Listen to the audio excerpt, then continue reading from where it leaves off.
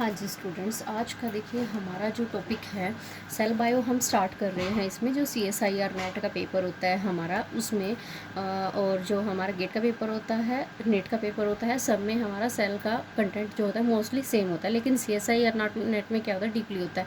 लेकिन जो अगर आपको C सेक्शन अपना स्ट्रॉन्ग करना है तो आपको सेल बायोलॉजी ज़रूर करना पड़ेगा। और सेल बायो के देखो, मैं ये नहीं कहती कि आपको पूरे 90% मिलेंगे, लेकिन 70 to 80% मेरे कंटेंट में से ज़रूर आपको अपने क्वेश्चन आंसर इसमें मिलेंगे। अगर आप अच्छे से इनको सिर्फ इन नोट्स को भी रीड करोगे तो भी आपको बहुत अच्छे से पता चल जाएगा कि क्या क्या इंपॉर्टेंट है। ये देखिए, अब इसमें मैं आपको साथ में PYQ भी करवाऊँगी। हम स्टार्ट करते हैं। देखिए, सेलुलर ऑर्गेनाइजेशन, इसमें हमारा सेलुलर ऑर्गेनाइजेशन में बेसिक्स ऑफ द सेल पढ़ेंगे। तो देखिए, पहले तो हमारे पास जो है सेल का सिलेबस आता है, वो मैं आपको दिखा दूँगी, वो मैं आपको पिक्स में डाल दूँगी। आगे देखिए, बेसिक कैरेक्टर ऑफ सेल्स हमारे क्या होता है। सेल हमारी क्या होती है, basic unit of the life होती है एक तरह से। अब मैं लिख सकती हूँ इसको, देखो सेल होता है, सेल के पास क्या होता है, एक बायोकेमिकल फैक्ट्रीज का कैरेक्टर होता है। मिनिमल सेल्फ रिप्रोड्यूसिंग होता है, कैटालिस्ट होते हैं उसके पास, ट्रांसमिशन का फंक्शन होता है, प्रोटीन्स अमाइनो एसिड पॉलीमर होते हैं, और क्या होते हैं, ये कैटालाइज करते हैं। आगे DNA स्पेसिफाइड सीक्वेंस भी होते हैं, कहाँ होते हैं वो, न्यूक्लियस में होते हैं। डबल स्ट्रैंडेड DNA हो गया। अब ये हमारा किस लिए यूज़ होता है, मोस्टली DNA डिटर्मिनेशन के लिए भी यूज़ होता है। सेल केमिस्ट्री जो कि ऑर्गेनेल्स को कंटेन करता है। इसका ओरिजिन कब हुआ था, सेल का ओरिजिन हुआ था 3.5 मिलियन ईयर्स एगो हुआ था। अब आगे इसमें देखिए, आगे इसमें दिया हुआ है कि डायमीटर ऑफ द सेल कितनी, कैसे निकाल सकते हैं हम, ये निकाल सकते हैं, हमारा होता है 2R। अब टिपिकल ह्यूमन सेल में क्या होता है, जो होता है हमारा 10 माइक्रोमीटर होता है, और 10 माइक्रोमीटर कितना होता है, 50 to 100 माइक्रोमीटर भी होता है। आगे देखिए, माइटोकॉन्ड्रिया का कितना होता है, 1.0 माइक्रोमीटर का होता है साइज। लाइसोसोम का 0.1 माइक्रोमीटर। माइक्रोमीटर का मीनिंग होता है, माइक्रोमीटर इज इक्वल टू 10⁻⁶।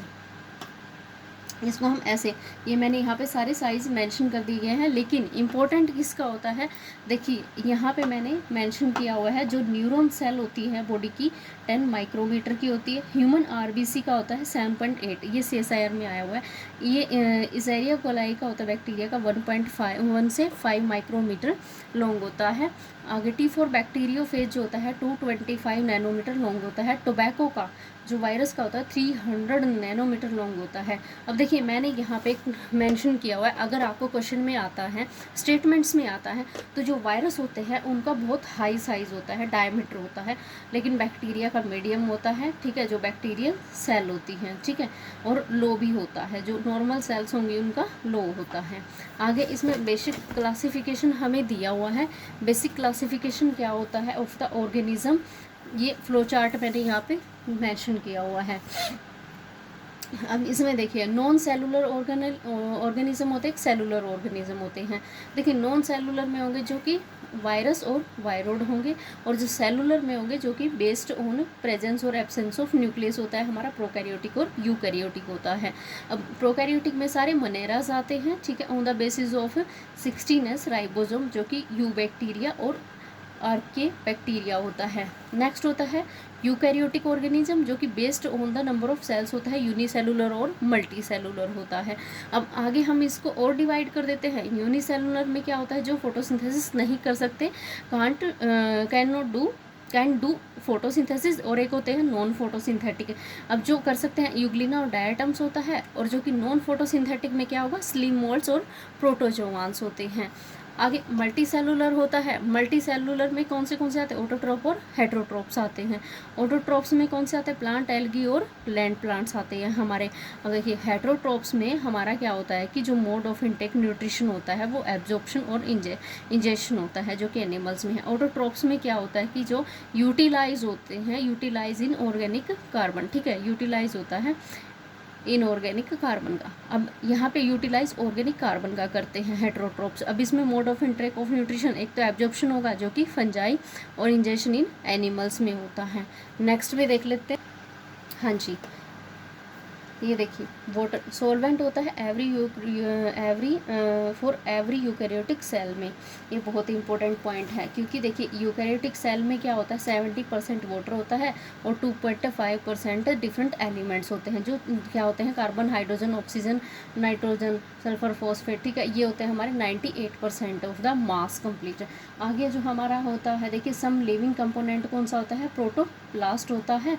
अब इसको आप क्या बोल सकते हो, togetherness of plasma membrane, cytoplasm nucleus. अगर देखो इसमें क्या होता है टुगेदरनेस मतलब एक साथ होंगे जब प्लाज्मा मेम्ब्रेन, साइटोप्लाज्म और न्यूक्लियस, तो इसको मैं प्रोटोप्लास्ट बोलूँगी। अब देखिए अगर इसमें नॉन लिविंग देखें तो एर्गेस्टिक बॉडीज़ होती हैं। एर्गेस्टिक बॉडीज़ कौन सी होती है, जैसे कि यहाँ पे लिविंग कंपोनेंट में cytoplasm, cytosol organelles, double bounded membrane होती है हमारी, सिंगल मेम्ब्रेन बाउंडेड होती हैं, ठीक है। तो नॉन लिविंग प्रोटोप्लास्ट कंपोनेंट कौन सा होता है, एर्गेस्टिक बॉडीज़ होती हैं, जो कि न्यूक्लियस नहीं, न्यूक्लियोप्लाज्म और न्यूक्लियोलस भी प्रोटोप्लाज्म के अंदर ही आते हैं। आगे इसमें देखिए, इसमें देखो, इसमें मैंने इसको मेंशन किया हुआ है कि जो सिंगल मेम्ब्रेन बाउंड ऑर्गेनेलिज होती है वो लाइसोसोम होती है, और जो नो मेम्ब्रेन ऑर्गेनेली होती है वो राइबोसोम होती है। राइबोसोम में मेम्ब्रेन नहीं होती। अब देखिए हमारे पास जो सिलेबस आता है, सिलेबस में हमारे पास CSIR नेट यहाँ से शुरू होता है हमारा, कि जो सेल थ्योरी है, देखिए ये बिल्कुल बेसिक है, ये आपको स्टेटमेंट्स में मिल जाएगा क्वेश्चंस में। अब आगे है सेल थ्योरी। सेल थ्योरी जो थी वो किन किन ने दी थी, देखो यहाँ पे स्टेटमेंट्स जो दी हुई थी हमें, जो स्किल्डन और स्क्वांस था, ठीक है, जो जिसने 1839 सेल थ्योरी दी थी। इसने बोला था कि all things are made up of cells.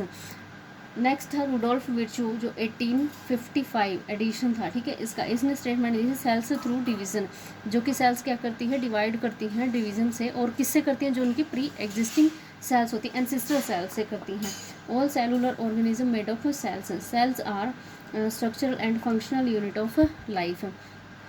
Sales genetic, cells क्या करती हैं, कंटेन करती हैं जेनेटिक मटेरियल को। All the cell perform metabolic activity similar, जैसे कि इनकी केमिकल कंपोजिशन होती है।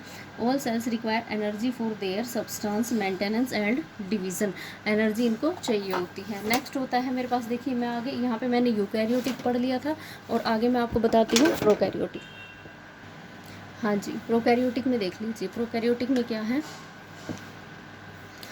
नो मेम्ब्रेन बाउंडेड न्यूक्लियस होता है, जेनेटिक मटेरियल होता है जो कि न्यूक्लियड में होता है। यहाँ पे सेल वॉल आउटसाइड होती है, मेम्ब्रेन सपोर्ट के लिए होती है। जो प्लाज्मा मेम्ब्रेन होती है वो रेगुलेट करती है सब्सटेंस स्पेसिस को। अब यहाँ पे देखिए एक होती है साइटोप्लाज्म हाउसेज स्ट्रक्चर होती है, जो फैसिलिटेट करती है रिएक्शंस को। आगे राइबोसोम फॉर प्रोटीन सिंथेसिस होता है, जो फ्री और अटैच भी हो सकता है। आगे है फ्लैजिला। फ्लैजिला किस लिए यूज़ होता है, सबको पता है, +1 +2 में आ जाता है हमारा, मूवमेंट्स के लिए यूज़ होता है, जैसे कि पिलाई फॉर अटैचमेंट होता है, जेनेटिक एक्सचेंज होता है, वहाँ पे जेनेटिक मटेरियल क्या होता है, सेल टू सेल एक्सचेंज होता है।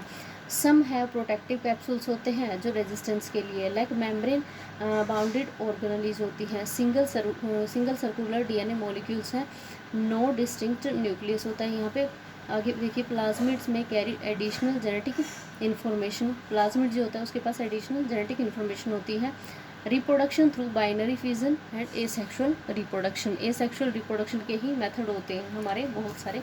आगे देखिए हमें यूकैरियोटिक के फंक्शन क्या दिए हैं, देखिए membrane bounded nucleus with DNA। आगे देखिए जेल लाइक साइटोप्लाज्म होता है, जो कि फिल होता है हमारी सेल में, सबको पता है। Cell membrane regulate substances flow, ठीक है, सब्सटेंसेस के फ्लो को मेम्ब्रेन क्या करती है, रेगुलेट करती है। राइबोसोम सिंथेसिस प्रोटीन्स, जो कि फ्री अटैच होता है, ठीक है, फ्री भी होता है और अटैच भी होता है। Cytoskeleton support and aids movements होती है यहाँ पे, इनको हम बोलते हैं साइटो इंट्रा सेलुलर मोमेंट होती है, और जो एड्स मोमेंट होती है उनको हम इंटर सेलुलर मोमेंट्स बोलते हैं। न्यूक्लियर एनवलप होता है, जो कि न्यूक्लियस के सराउंडिंग्स होता है। एंडोप्लाज्मिक रेटिकुलम जो होता है वो 2 टाइप्स का होता है, स्मूथ और रफ होता है। गोल्जी कॉम्प्लेक्स मॉडिफाई करता है ट्रांसपोर्ट प्रोटीन्स को। माइटोकॉन्ड्रिया प्रोड्यूस ATP, जो कि सेल्स रेस्पिरेशन में वर्क करती हैं। लाइबोसोम डाइजेस्ट सेलुलर वेस्ट को, वैक्यूल स्टोर करता है न्यूट्रिएंट को, और क्या करता है, ये सपोर्ट प्रोवाइड करता है सेल को। Chromosomes in the nucleus contain genetic data. Chromosomes जो होते हैं वो क्या करते हैं, जेनेटिक डाटा को न्यूक्लियस में स्टोर करके रखते हैं। सेंट्रियोल कहाँ पे होता है, एनिमल सेल्स में होता है, जो कि क्या करता है, assist in the cell division and structure, इसमें वो काम करता है। आगे मैं आपको नेक्स्ट लेक्चर में करवाऊँगी।